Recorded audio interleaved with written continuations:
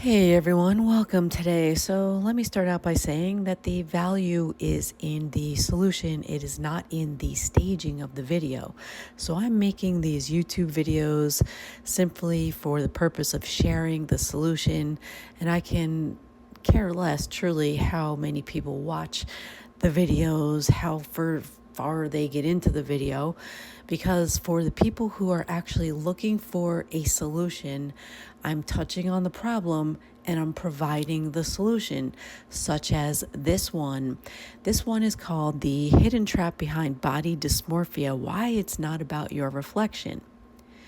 So now most doctors will tell us that the root cause is some type of obsession or fixation on a flaw. And believe it or not, that is not always completely true. It's not always a distortion in how our brain processes visual information and that our mind tricks us. End of story. That's not always true. There are several different root causes of body dysmorphia. And the one I am addressing right here in this episode is from childhood trauma.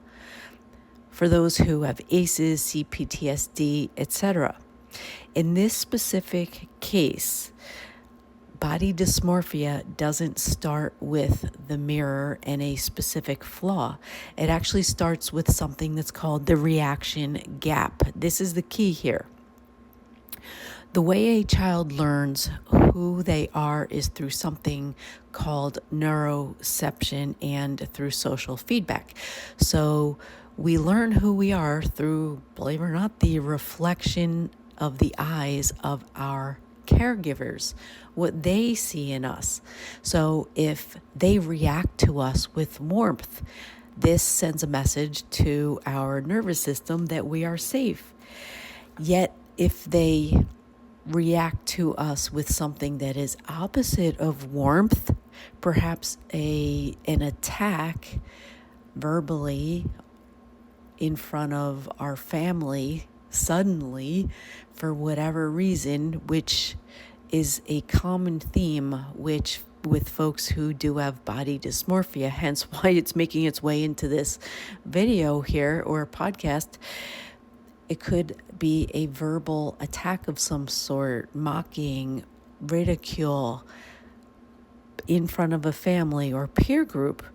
And this is what actually triggers the body dysmorphia. This is the value in understanding this issue of the reaction gap. It is the intensity of that situation that occurs that gets anchored into our unconscious mind. And in order to resolve this, we need to reverse that anchoring. So what the mind says is, as a child, the level 10 intensity of that cruelty must mean that this is the level 10 intensity of this problem with my body. That is how we file it away with the wisdom as a child of an unconscious mind for the rest of our lives, until such time as we go back to those scenes of the past and resolve this. So we can't trust the mirror after this happens, because we look in the mirror and we can't trust what we're seeing. Is this true, or am I truly this level 10 mess that I'm not seeing? So how do we resolve this? Because it's a somatic wound, it actually lives in our nervous system. We can't just think our way out of it. So what we do is we go to the past, working with our inner child. So we can do that right now. So I invite you, if it feels right for you, to relax and settle in and go back in time and to that younger version of yourself, that literal inner child version of yourself. And imagine seeing that child, and go up to that child, maybe kneel down to their level, and say to them, There was nothing ever wrong with your body.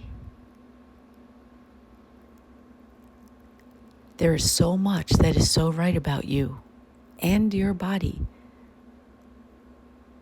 You're an athlete. You're at a normal weight. Validate that child's emotions. Perhaps they feel anger, disappointment, grief. Validate any other emotions that come up. And now, this is one of the most important parts. Imagine seeing the original caregiver or authority figure, perhaps it was a coach or a teacher, and say to the child, this problem was never about you. It was actually a psychological projection from the brokenness that was inside of them, pointing to the authority figure. And this was never about you.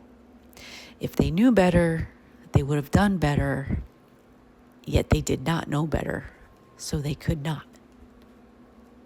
Say anything else to this younger inner child version of you that you think they would want to hear to resolve this situation. And then let this vision go. All right, everyone. So like and subscribe if you feel like it. And my coaching link is in the comment below. If you would like further information on those resources, reach out. Till then, thanks for tuning in the raw. This was my first video. Thank you for your patience with my stumbling through it. And I'll talk to you soon.